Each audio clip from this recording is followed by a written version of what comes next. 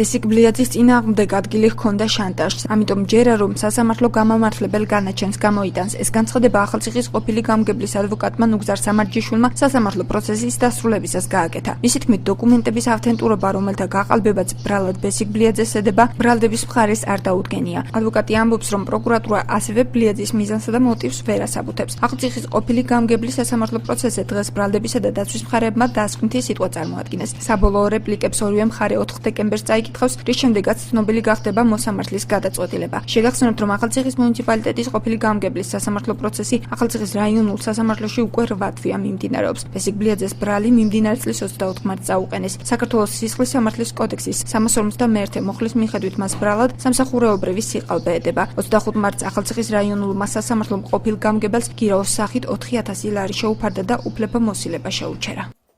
ბატონი პეტრე ერთობჭკვიანი იურისტია, კარგი იურისტია და მის გამოსვლაში იგრძნობოდა არადამაჟერებელი ტონი გამიგეთ, ანუ ვიცი რომ ამ ადამიანს იმ გამოსვლის და იმ ტექსტის თავადვე არ ჟერა.